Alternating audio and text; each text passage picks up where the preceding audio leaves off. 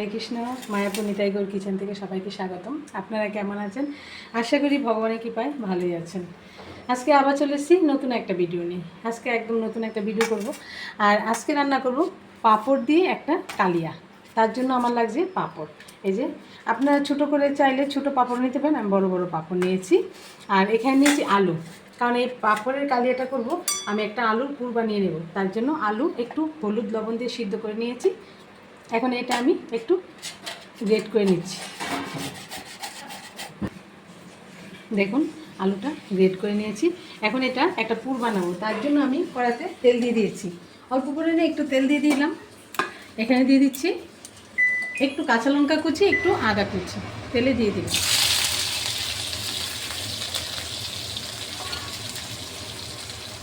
আর এখানে একটু হিং দিয়ে দিচ্ছি। ভালো করে আদা লঙ্কা ভেজে নিচ্ছি। আদা লঙ্কাটা ভাজা হয়ে গেছে, এখন আমি আলুটা দিয়ে দিচ্ছি। স্বাদ মতো লবণ দিয়ে দিলাম। আর এখানে পরিমাণ মতো একটু হলুদ গুঁড়ো দিয়ে দিলাম। এই যে একটু হলুদ গুঁড়ো দিয়ে দিলাম। আর এখানে অল্প একটু সাম্বার মশলা দিলাম, ভালো একটু সেন্ট আসার জন্য। ভালো করে এবার পুরটাকে রেডি করে নিলাম। এবার ভালো করে আমি পুরটাকে একটু কষিয়ে পুরটা বানিয়ে নিচ্ছি। দেখুন এই যে আলুর পুরটা রেডি হয়ে গেছে। এখন আমি এর মধ্যে একটু গোলমরিচ ছড়িয়ে দিচ্ছি। গোলমরিচের ফ্লেভারটা একটু খুব ভালো লাগে, তার জন্য। এটা চাইলে আপনার যে না থাকে এটা নাও দিতে পারেন। আমি একটু ছিল একটু গোলমরিচটা দিয়ে দিলাম। ভালো এই যে আলুটা একটু গোলমরিচটার সাথে মিশিয়ে নিলাম। এই যে হয়ে গেল। এখন আমি পাঁপড়টা রেডি করে নিচ্ছি। এই যে এখানে একটা প্লেট নিয়ে নিয়েছি, প্লেটে জল দিয়ে দিচ্ছি। আর একটা করে পাঁপড় আমি ভিজিয়ে দিচ্ছি। ভালোভাবে একটু জলে ভিজিয়ে দিচ্ছি। এই যে জল থেকে আমি পাঁপড়টা তুলে নিয়েছি, একটু নরম হয়ে এলেই তুলে নিয়েছি। এখন আমি এখানে দিয়ে দিচ্ছি এই যে আলুর পুরটা।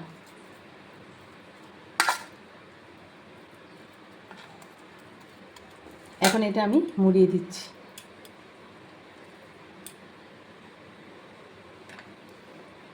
ভালো করে একটু হাত দিয়ে চেপে দিতে হবে, যাতে করে পুরটা না বেরিয়ে যায়।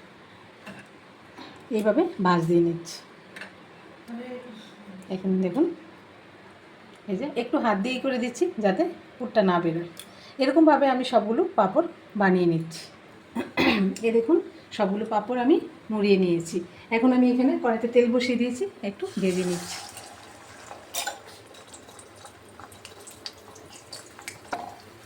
দেখুন এই পিঠটা হয়ে গেছে, এটা উল্টিয়ে দিচ্ছি। এই দেখুন পাঁপড়টা ভাজা হয়ে গেছে, এখন আমি নামিয়ে দিচ্ছি। এরকমভাবে সবগুলো পাঁপড় আমি ভেজে নিচ্ছি। সবগুলো পাঁপড় ভাজা হয়ে গেছে, এবার আমি কালিয়ার পুরটা করে নিচ্ছি।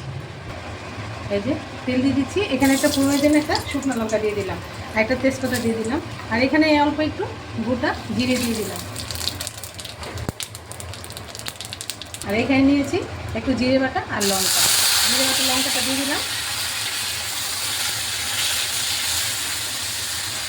আর এখানে নিয়েছি একটু গুঁড়া মশলা। এখানে নিয়েছি একটু লঙ্কা, কাশ্মীর লঙ্কা, হলুদ গুঁড়ো, একটু সাম্বার মশলাটাও দিয়ে দিলাম। ভালো করে দিয়ে একটু কষিয়ে নিচ্ছি।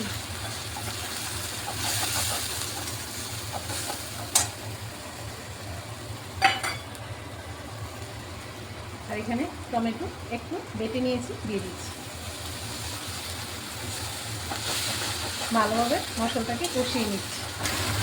এখানে স্বাদ মতো অল্প একটু লবণ দিয়ে দিচ্ছি। আর এখানে একটু চিনি দিয়ে দিচ্ছি। ভালোভাবে মশলাটাকে কষিয়ে নিচ্ছি। এই দেখো মশলাটা কষানো হয়ে গেছে, একদম তেল ছেড়ে দিচ্ছে। এখন আমি পরিমাণ মতো জল দিয়ে দিচ্ছি। এখানে আমি পরিমাণ মতো জল দিয়ে দিচ্ছি। একটু জুসটাকে একটু ফুটিয়ে নিচ্ছি। আর এখানে স্বাদ মতো আর একটু লবণ দিয়ে দিচ্ছি, যেহেতু আমি পরিমাণে অল্প দিয়েছিলাম। আর একটু লবণ দিয়েছি। একটু গোটা গরম মশলা একটু বেটে দিচ্ছি। এই তরকারিটার মধ্যে না গোটা গরম মশলা একটু বেটে দিলেই বেশি ভালো সেন্ট উঠে। এই যে জুসটা ফুটে গেছে, এখন আমি ওই যে পাঁপড়গুলি ভেজে রেখেছিলাম ওগুলি দিয়ে দিচ্ছি।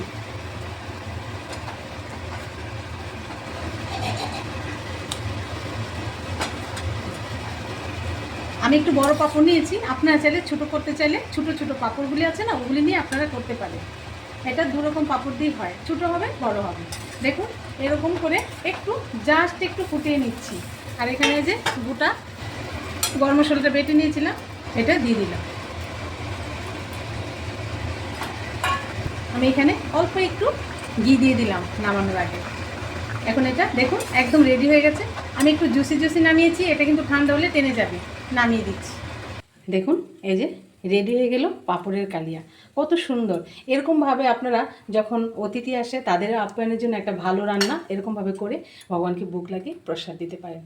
আর আপনারা যদি চান একদম মাখা মাখা রাখতে সেটাও করতে পারেন। গেল পাঁপড়ের কালিয়া। তাহলে আজকের ভিডিও এখানে শেষ। আপনারা সবাই ভালো থাকবেন, সুস্থ থাকবেন। আবার দেখা হচ্ছে পরের ভিডিওতে। হরে কৃষ্ণ।